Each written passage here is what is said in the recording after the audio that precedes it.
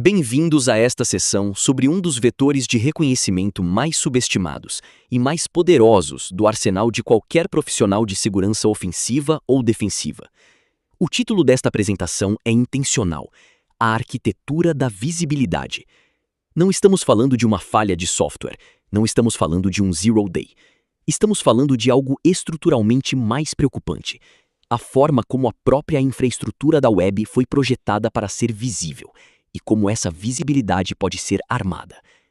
Ao longo deste material, vamos cobrir 3 eixos fundamentais: como os motores de busca funcionam como indexadores globais passivos, como componentes legítimos de infraestrutura web, sitemaps, robots.txt, arquivos de configuração, expõem involuntariamente dados críticos, e como a técnica de Google Dorking transforma esse índice público em uma ferramenta de reconhecimento cirúrgico.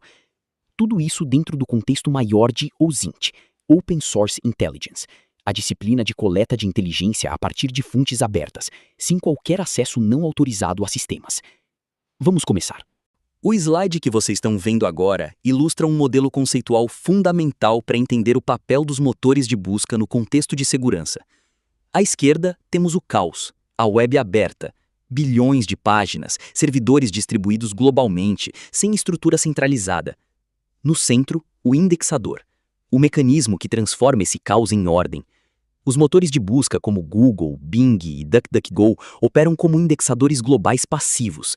Eles não esperam que você publique um link.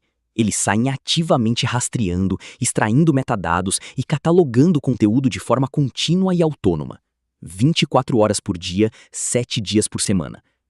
À direita, temos o que essa indexação produz do ponto de vista de um analista OSINT ou de um adversário: uma taxonomia estruturada de dados expostos. Olhem o que está listado: server logs, user data, API keys, config files, backup databases. E as pastas em vermelho: vulnerable servers, exposed credentials, SQL injection points. O ponto crítico aqui é este: o motor de busca não é o atacante, ele é o catálogo. O problema é que esse catálogo contém itens que nunca deveriam ser públicos, e ele os tornou acessíveis a qualquer pessoa que saiba como perguntar. No Mitre ataque a NOC, isso está categorizado sob a técnica T1593, Search Open Websites-Domains, parte da tática de Reconnaissance. É Passive Recon puro. O adversário coleta informações sem jamais tocar no alvo diretamente. A pergunta que orienta tudo o que vem a seguir é simples: como exatamente um servidor web legítimo acaba com suas entranhas catalogadas num índice público? Para responder essa pergunta, precisamos entender o ciclo de vida de um crawler. O diagrama deste slide mostra o processo em 4 etapas. Passo 1. O crawler parte de um seed, um ponto de entrada inicial, como meusite.com.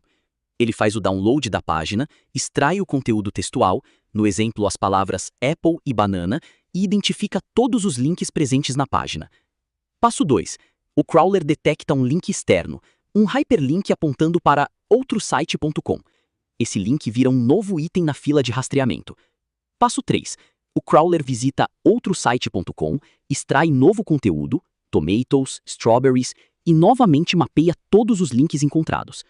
Passo 4. Todo esse conteúdo vai para o dicionário do motor de busca, o índice invertido, que associa termos a URLs.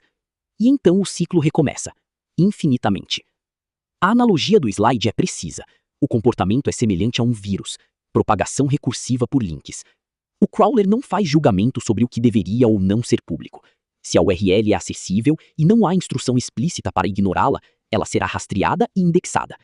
E aqui está o primeiro vetor de exposição: qualquer recurso acessível publicamente na web, mesmo que não tenha links visíveis apontando para ele, pode ser descoberto por spidering, especialmente se outros arquivos no mesmo domínio o referenciam direta ou indiretamente. Agora chegamos ao que o slide chama de o paradoxo do SEO. O gráfico radar à esquerda apresenta os 3 pilares que os motores de busca usam para determinar a profundidade de indexação de um domínio: responsividade do servidor, facilidade de rastreamento da estrutura de URLs e densidade de palavras-chave relevantes. Um site bem otimizado para SEO, aquele que qualquer empresa quer ter, pontua alto nos 3 eixos. No exemplo à direita, vemos o domínio tryhackme.com com score SEO de 62/100. Meta title passando, mas keyword usage falhando. O paradoxo é este: quanto melhor o SEO, maior a profundidade de rastreamento. Quanto maior a profundidade de rastreamento, maior a superfície de exposição mapeada e indexada. Em outras palavras, o esforço de otimização para negócios cria simultaneamente um mapa mais detalhado da infraestrutura acessível ao motor de busca e, portanto, a qualquer pessoa que consulte esse índice. Do ponto de vista de Attack Surface Management, isso significa que domínios corporativos bem mantidos frequentemente têm exposure footprints maiores do que domínios mal gerenciados, simplesmente porque foram mais profundamente rastreados. O sitemap.xml é um artefato técnico projetado originalmente para facilitar a vida dos crawlers. É um documento XML que lista explicitamente todas as rotas válidas de um servidor, estrutura de diretórios, frequência de atualização, prioridade de indexação. Do ponto de vista comercial, é uma ferramenta poderosa de SEO.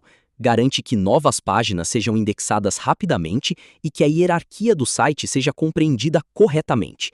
Do ponto de vista de segurança, o sitemap é literalmente um mapa do tesouro entregue voluntariamente ao indexador. Olhem o diagrama. As rotas em verde, sobre, blog, contato, produtos, serviços, são intencionais e públicas. Mas e as rotas em vermelho? Admin e /dev-test aparecem no sitemap. Isso significa que um administrador inadvertidamente incluiu rotas administrativas e de desenvolvimento no arquivo de mapeamento público do site. O risco documentado aqui. O sitemap elimina a necessidade de adivinhação. Em vez de um attacker rodar uma ferramenta de directory brute forcing como o GoBuster ou Deerbuster com uma word list genérica, o próprio alvo fornece a estrutura completa de diretórios. É uma word list customizada e precisa, criada pelo próprio administrador. No OWASP Testing Guide, a verificação do sitemap.xml é um dos primeiros passos do information gathering durante um pentest web. O robots.txt é talvez o exemplo mais clássico de Security through Obscurity, que produz o efeito oposto ao pretendido. O arquivo segue o protocolo REP, Robots Exclusion Protocol, agora formalizado na RFC 9309. O campo User Agent, *, define que a instrução se aplica a todos os crawlers conhecidos, Googlebot, Bingbot e outros. As diretivas disallow indicam quais caminhos o crawler não deve seguir. No exemplo do slide, disallow /supersecretdir e disallow /adminlogin. A ferramenta cumpre seu propósito, bloqueia a indexação oficial desses diretórios pelos motores de busca bem comportados. O paradoxo OSINT, destacado em vermelho no slide, é devastador. Ao instruir o crawler a ignorar um caminho, o administrador documenta e publica esse caminho para qualquer um que acesse domínio.com/robots.txt, um arquivo sempre público e não autenticado. Isso é um caso clássico de inadvertent disclosure. O administrador pensou estar escondendo informação. Na prática, criou uma lista enumerada de recursos sensíveis. Do ponto de vista de um pentester ou de um threat actor, verificar o robots.txt é um passo trivial e imediato no reconhecimento. Ferramentas como curl, qualquer browser ou scripts automatizados conseguem esse arquivo em milissegundos. Importante notar, o robots.txt é uma diretiva de cortesia, não um controle de acesso. Crawlers mal intencionados simplesmente ignoram o arquivo. A única proteção real é a autenticação no nível do servidor.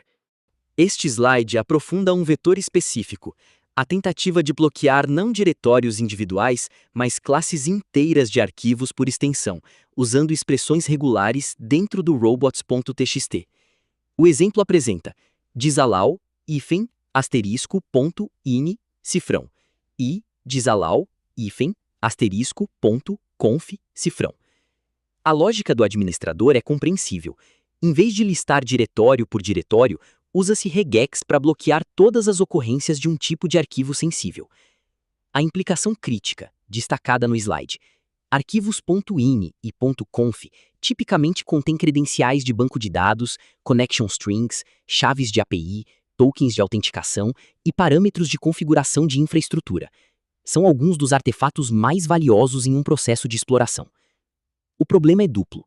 Primeiro, ao listar esses padrões no robots.txt, o administrador confirma que esses arquivos existem no servidor web, o que por si só é uma informação de inteligência valiosa. Em um servidor bem configurado, arquivos de configuração jamais deveriam estar acessíveis via HTTP em primeiro lugar. Segundo, esse padrão no robots.txt se torna uma assinatura de misconfiguration. Um attacker que encontra disallow, asterisco, ponto, conf, cifrão, sabe imediatamente que há arquivos de configuração potencialmente acessíveis e vai tentar enumerá-los diretamente, ignorando completamente o robots.txt. A proteção correta não é esconder o arquivo no robots.txt, é garantir que arquivos de configuração nunca estejam no document root do servidor web, ou que estejam protegidos por autenticação no nível do servidor HTTP. Este slide consolida os 3 vetores estudados em uma matriz que exibe o paradoxo dual de cada componente web. Primeira linha, sitemap.xml, uso comercial intencional, indexação eficiente para SEO. Vetor OSINT, mapeamento completo e imediato de toda a arquitetura do site. O mesmo arquivo serve os 2 propósitos simultaneamente. Segunda linha, robots.txt, uso comercial, estabelecer limites operacionais para crawlers. Vetor OSINT, enumeração direta de diretórios ocultos e painéis administrativos. A proteção pretendida inverte-se em exposição. Terceira linha, bloqueio de asterisco.conf, uso comercial, prevenção de cache indesejado de arquivos de sistema. Vetor OSINT, assinatura que indica má configuração e confirma a existência de arquivos sensíveis. O insight central desta matriz: não há nenhum componente com intenção maliciosa aqui. Todos foram projetados para fins legítimos. A vulnerabilidade emerge da colisão entre visibilidade perfeita e ausência de controle de acesso adequado. Essa é uma lição fundamental em segurança. A intenção do designer não protege contra uso não previsto. A análise de threat model deve sempre considerar como cada componente pode ser explorado, independentemente de sua função original. Chegamos ao núcleo técnico desta apresentação: Google Dorking, também conhecido como Google Hacking. A definição mais precisa é o uso de operadores de busca avançados para transformar um indexador passivo em uma ferramenta de reconhecimento cirúrgico. O exemplo no slide: site, bbc.co.uk, entitle, index of, é uma query clássica. Ela instrui o Google a retornar apenas resultados dentro do domínio bbc.co.uk, cujo título da página contenha a string exata index of, uma assinatura de directory listing ativado no servidor Apache ou Nginx. 2 observações críticas. Primeira, o termo dorking origina-se do trabalho de Johnny Long, publicado em 2004 no livro Google Hacking for Penetration Testers, que também deu origem a Google Hacking Database, GHDB, um repositório público de queries maliciosas classificadas por categoria: arquivos sensíveis, painéis de login, servidores vulneráveis, mensagens de erro e muito mais. Segunda, e mais importante, a vulnerabilidade não está no Google. O motor de busca está apenas fazendo seu trabalho, indexando o que é publicamente acessível. A vulnerabilidade reside na infraestrutura que permitiu que esses dados fossem expostos em primeiro lugar. O Google é o catálogo. O servidor mal configurado é o problema. Este slide apresenta os 5 operadores fundamentais do arsenal de Google Dorking. Vamos destrinchar cada um com profundidade técnica. Operador 1. Aspas. Termo exato. Exemplo: index of /backup. O uso de aspas ativa um filtro rígido, elimina resultados aproximados e exige a presença da string literal nos documentos retornados. Isso é essencial para buscar assinaturas específicas, strings que tipicamente aparecem em páginas de erro, em mensagens de sistema ou em títulos de interfaces vulneráveis. Operador 2. Site, domínio.com. Restrição de escopo. Limita toda a busca ao namespace de um único domínio, eliminando o ruído externo. Em um contexto de pentest, isso permite mapear exclusivamente a superfície de exposição do alvo. Combinado com outros operadores, é a base de qualquer dork orientada a alvo. Operador 3.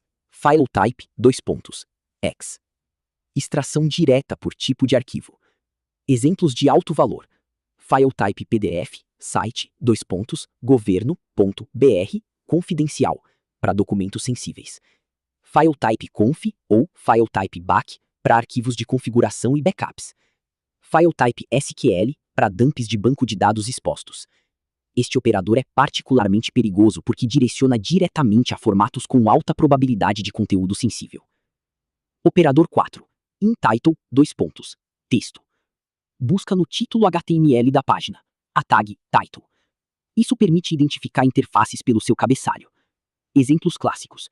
InTitle, login, para painéis de autenticação. InTitle, PHP MyAdmin, para interfaces de administração de banco de dados. InTitle, dashboard, InURL, admin, combinando o título com o URL. É o operador mais direto para identificar superfícies de ataque como painéis administrativos expostos. Operador 5. Cache, URL. Acesso ao snapshot armazenado pelo Google de uma URL específica. O use case mais relevante em segurança é o acesso forense. Se um administrador remove um arquivo sensível exposto ou corrige uma configuração, a versão em cache pode permanecer disponível por horas ou dias. Isso também tem implicação em evasão. O attacker analisa o target sem gerar um único request diretamente ao servidor. Esses 5 operadores podem ser combinados livremente para construir queries cada vez mais precisas, o que nos leva ao próximo slide. O funil de filtragem OSINT ilustra a mecânica de refinamento progressivo de uma query, do ruído total ao sinal preciso. Nível 1. Query básica. GCHQ News. Resultado: mais de 1 milhão de páginas. Isso é puro ruído. Não há valor de inteligência utilizável nesse volume sem filtragem. Nível 2. Filtro de escopo. Adicionamos site, bbc.co.uk. Agora restringimos a busca exclusivamente à infraestrutura do alvo. Eliminamos todo o conteúdo externo sobre o alvo, notícias, menções em fóruns, e focamos apenas no que o próprio servidor expõe. Nível 3. Extração cirúrgica. Adicionamos file type, PDF, flood defenses. Isso purga todo o conteúdo HTML e força o motor a retornar apenas documentos PDF que contenham a string exata flood defenses, dentro do domínio bbc.co.uk. Resultado final: alvo isolado, um documento confidencial exposto.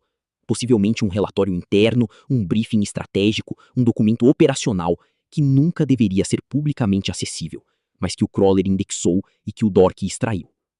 O conceito-chave aqui é redução paramétrica. Cada operador adicional elimina uma classe de resultados irrelevantes, convergindo progressivamente para o sinal de interesse. Quanto mais específica a assinatura buscada, mais preciso o resultado. Em um contexto de Red Team ou Threat Intelligence, essa técnica permite identificar exposures sem gerar qualquer tráfego diretamente no alvo. Todo o processamento acontece nos servidores do Google. Este slide materializa 2 dos vetores de impacto mais diretos do Google Dorking. Vetor esquerdo: indexamento inadvertido. InTitle, index off. Directory listing é uma misconfiguration clássica em servidores Apache e Nginx. Quando não existe um arquivo index.html em um diretório, o servidor, se mal configurado, retorna automaticamente uma listagem de todos os arquivos presentes. No exemplo do slide, vemos document.pdf, config.back e backup.zip listados publicamente. Qual a superfície de risco? Um arquivo .back frequentemente é um backup de arquivo de configuração com credenciais em texto claro. Um .zip pode ser um backup completo do código-fonte da aplicação, o que em um pentest equivale a ter acesso total à aplicação sem precisar de exploração. Um .pdf pode ser um documento interno sensível. A query InTitle, index off, retorna milhares de servidores com esse problema globalmente, incluindo infraestruturas críticas. É possível refiná-la com site, para um alvo específico, ou com termos adicionais para buscar tipos de arquivo específicos dentro dos diretórios listados. Vetor direito: portões sem fechadura.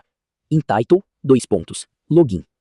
Esta query identifica interfaces de autenticação, painéis de administração, VPNs, sistemas de gestão, dashboards, que estão indexadas publicamente. O impacto: fornece vetores imediatos para ataques de força bruta, credential stuffing ou exploração de vulnerabilidades específicas do sistema identificado pelo título. A combinação InTitle, login, inurlo, admin, site, alvo.com.br é uma das primeiras queries executadas em um reconhecimento sistemático. Este slide sintetiza toda a cadeia de ataque em uma equação de 4 componentes, e é o mais importante do ponto de vista conceitual. Componente 1. Servidor web com má configuração. A causa raiz. Falta de autenticação, directory listing habilitado, arquivos sensíveis no document root, configurações padrão não alteradas. Sem esse elemento, toda a cadeia falha. Componente 2. Crawler. O mecanismo de exposição passivo. O Googlebot não tem intenção maliciosa. Ele simplesmente faz o que foi projetado para fazer: rastrear tudo que é acessível e indexar o conteúdo. A Spidering é o veículo de transporte. Componente 3. Google Index. O repositório. Um banco de dados público de conteúdo exposto, acessível globalmente, sem autenticação, com interface de consulta sofisticada. É aqui que a exposição se torna persistente e disponível em escala. Componente 4. Atacante com operadores de busca. O elemento final que fecha a equação. Com o conhecimento dos operadores corretos, qualquer pessoa com acesso ao Google pode extrair informações sensíveis desse repositório. A síntese, na caixa vermelha. A vulnerabilidade OSINT não é um bug de software. É a colisão direta entre uma arquitetura de visibilidade perfeita, o Google, e um controle de acesso negligente, o servidor. Não há CVE para isso. Não há patch a aplicar. A correção é arquitetural e operacional. Isso tem implicações profundas para como pensamos em Attack Surface Management. Qualquer dado que um servidor web expõe sem autenticação deve ser tratado como dado público, porque eventualmente um crawler vai encontrá-lo. Encerramos com o blueprint defensivo. 3 controles fundamentais alinhados com syscontrols V8 e OWASP Testing Guide. Controle 01. Controle de acesso real. A mensagem é direta. Não confie no robots.txt para segurança. O robots.txt é uma diretiva de cortesia para crawlers bem comportados. Qualquer dado verdadeiramente sensível precisa de autenticação robusta no nível do servidor. Autenticação HTTP básica, no mínimo, preferencialmente integrada ao IAM corporativo com MFA. Dados sensíveis não devem estar acessíveis via HTTP sem autenticação, independentemente de qualquer instrução no robots.txt. Controle 02.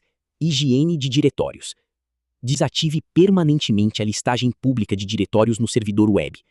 No Apache, Options-Indexes. No Nginx, remova Auto-Index On. Esta configuração deve ser verificada como parte de qualquer hardening baseline. Erradica a vulnerabilidade em Title:"Index Off na raiz. Controle 03. Auditoria contínua por autodorking. Este é o controle mais proativo e sofisticado. Use as próprias matrizes de operadores Google contra sua infraestrutura.